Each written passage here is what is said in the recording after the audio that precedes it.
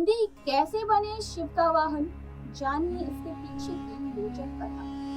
नमस्कार, मैं हूं सिमरन और आप देख रहे हैं नेक्स्ट 9 शिव जहां नंदी वहां। हर शिव मंदिर में आपने भोलेनाथ के सामने नंदी की मूर्ति जरूर देखी है। लेकिन क्या आप जानते हैं कि नंदी आखिर शिव जी के परम भक्त और उनके वाहन कैसे बने और क्यों इनके कानों में कही जाती है हमारी सभी कामनाएं।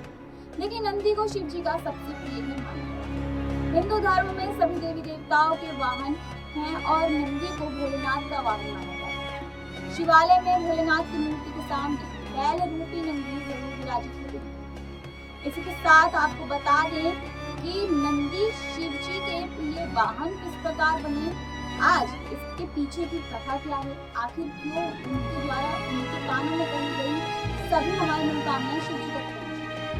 देखिए, संस्कृत में नंदी का अर्थ प्रसन्नता या आनंद। नंदी को शक्ति, संपन्नता और कर्मठता का प्रतीक माना जाता है।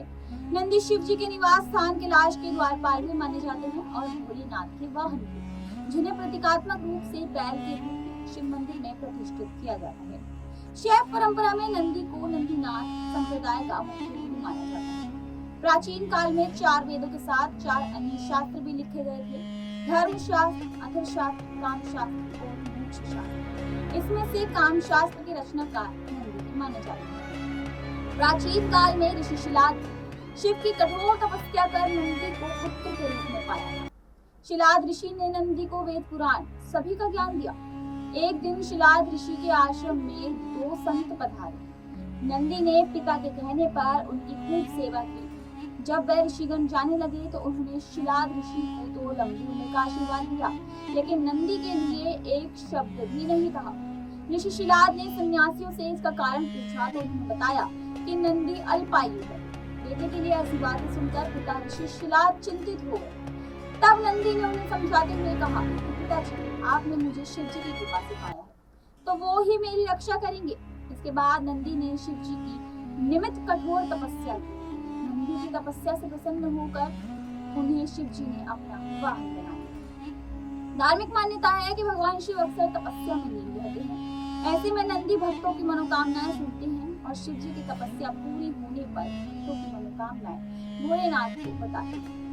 पौराणिक कथाओं के अनुसार समुद्र मंथन के दौरान जो समुद्र से वस्तुएं निकली, उसे लेकर देवता और असुरों के बीच में लड़ाई हुई। ऐसे में शिव जी ने समुद्र मंथन के दौरान निकले हलाहल विष को पीकर संसार की रक्षा की। इस दौरान कुछ विष की बूंदें जमीन पर भी गिर गई थी, जिसे नंदी ने अपनी जीभ से चाट लिया था।